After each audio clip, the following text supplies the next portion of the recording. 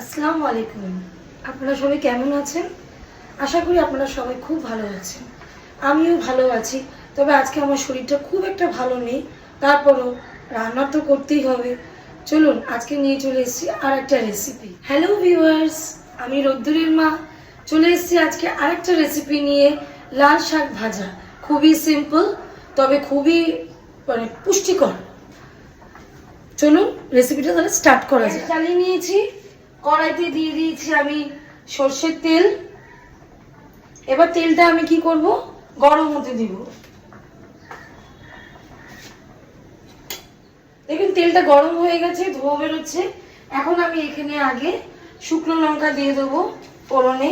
আর আমি লাল শাকে জানি না সবাই দেয় কি না, তবে আমি একটু পেঁয়াজ দিই। পেঁয়াজ কুচি দিয়ে দিলাম। এবার আমি কিছু রসুন ক্রাশ করে রেখেছি, মানে আদা ছেঁচা করে রেখেছি। অনেকে কুচিও দেয়, তবে আমি এটা বেশি ভালোবাসি, প্রেফার করি দিতে, কারণ এটার ফ্লেভারটা খুবই ভালো আসে, স্মেলটা খুবই ভালো আসে। তার জন্য আমি যে কিছু ক্রাশ করা, আমি রসুন কুচি একটু বেশি পরিমাণে দিই শাকে, তো আমি এবার রসুন কুচিটা এবার দিয়ে দিলাম। দিয়ে জাস্ট একটু নাড়াচাড়া করবো। করার পরই আমি কুচিয়ে রেখেছি লাল শাক, ধুয়ে রেখেছি। এবার আমি এখানে শাকগুলো এখানে আমি দিয়ে দেবো।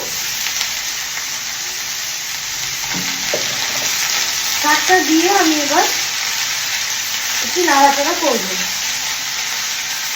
একটু করবো। একটু নাড়াচাড়া করে নিয়েছি। এখন আমি এখানে পরিমাণ মতো লবণ দিয়ে দিলাম।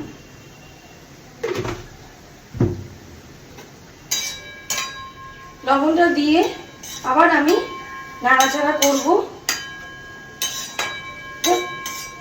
মিক্স করব।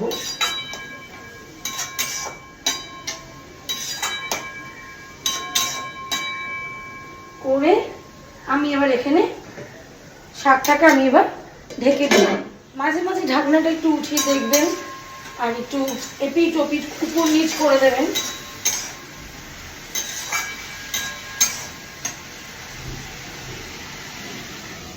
আবার আমি ঢাকনা দিয়ে ঢেকে দিলাম, আবার কিছুক্ষণ হোক। ঢাকনাটা এবার আমি উঠিয়ে দেখবো শাকটা কিরকম হলো। দেখুন শাকটা পুরো পানিটা পুরো টেনে নিয়েছে, পুরো শুকিয়ে গেছে। তো এবার অলমোস্ট আমার শাক ভাজা কমপ্লিট। আর একটু নাড়িয়ে চাড়িয়ে আমার শাক ভাজা কমপ্লিট।